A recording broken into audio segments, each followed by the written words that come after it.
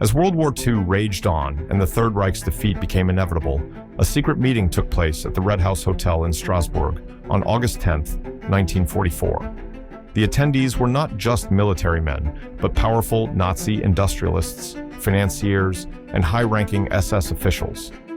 These were the elites who had played crucial roles in the Nazi war machine by producing arms, vehicles, and other resources for the German military. Among them were representatives from companies like Krupp, IG Farben, and Thyssen.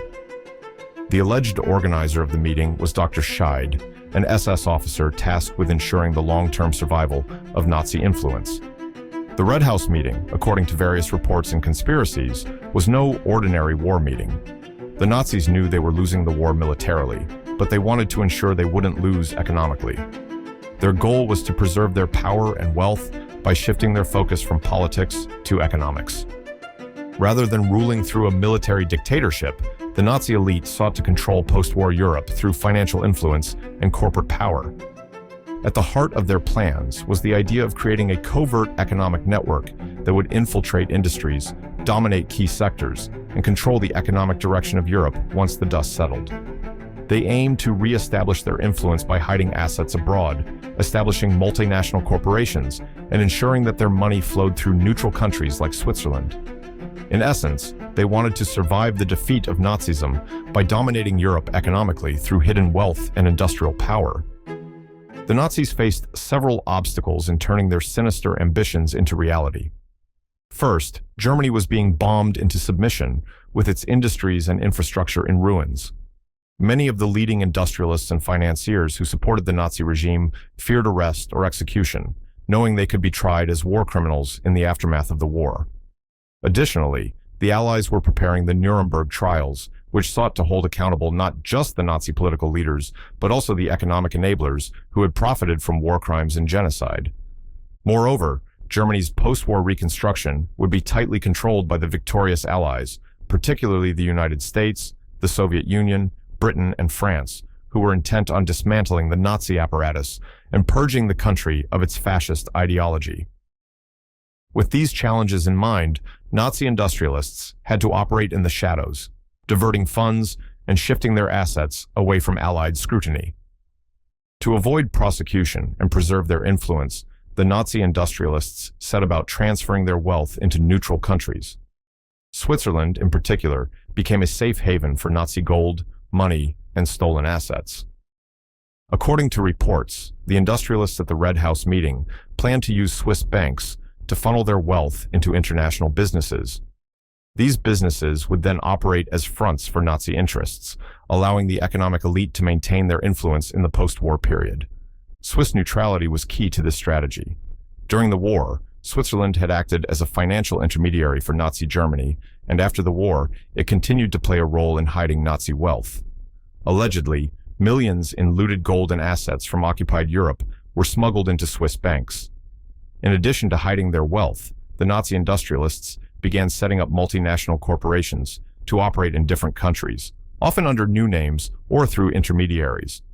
The goal was to ensure that Nazi capital and expertise could be reintegrated into the global economy without attracting attention. These companies, some argue, became instrumental in Europe's post-war economic boom, including the German economic miracle of the 1950s. German industry quickly recovered after the war, with some of the same corporations that supported the Nazi regime playing major roles in rebuilding the country's economy. The idea is that these Nazi elites, through their hidden financial networks, exerted a quiet yet powerful influence on post-war Europe, infiltrating industries and leveraging their wealth to shape the economic future. While the Nazi industrialists managed to survive and profit from the post-war reconstruction, their ambitions to control Europe covertly were tempered by several factors. The Allies, particularly the United States and Britain, worked to dismantle Nazi-era industries, bringing war criminals to trial and holding corporations accountable.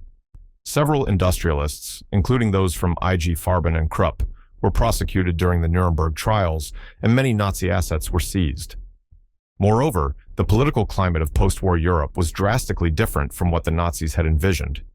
Germany was divided, with the eastern portion under Soviet control, where any lingering fascist influences were purged. In West Germany, the Marshall Plan and strong democratic institutions helped rebuild the country, but under Western capitalist influence, not the covert control of Nazi elites.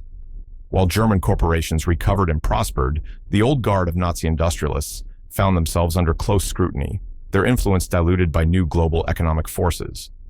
Despite the dismantling of the Nazi regime and the trials of some of its industrialists, the theory persists that elements of the Nazi financial network survived long after the war. According to conspiracy theorists, the wealth stolen by Nazi leaders and industrialists remains hidden in Swiss bank accounts or funneled through international corporations. Some believe that the economic influence of these former Nazis allowed them to shape the post-war world from the shadows, particularly through major industries and businesses that emerged in the decades following the war. The alleged Nazi economic conspiracy may never be fully proven, but the legacy of the Red House meeting and the plans discussed there continues to intrigue historians and conspiracy theorists alike. German companies like Siemens, Bayer, formerly part of IG Farben, and ThyssenKrupp, which played major roles in the Nazi war effort, became global corporate giants after the war. While these companies have distanced themselves from their Nazi past, the idea that Nazi wealth and influence persisted in the post-war world still lingers. The Red House meeting remains a mysterious and controversial chapter in history, but one thing is clear: the Nazi leadership, particularly its industrial elite, had no intention of simply fading away after the war. While their dream of a Fourth Reich never materialized, the idea that they sought to control Europe economically remains a powerful narrative. Through hidden wealth, international corporations, and covert financial networks, the Nazi elite allegedly tried to maintain their influence long after the fall of the Third Reich. The German economic miracle of the 1950s, which saw the rapid reconstruction and resurgence of the West German economy, has been hailed as one of the greatest economic success stories of the 20th century. But for those who believe in the Red House conspiracy, this miracle was not merely the result of American aid and German ingenuity, but also of a well-planned and secretive effort by former Nazis to control Europe from behind the scenes. Whether fact or fiction, the idea that Nazi elites infiltrated the economic landscape of post-war Europe serves as a haunting reminder that power once seized is rarely given up without a fight.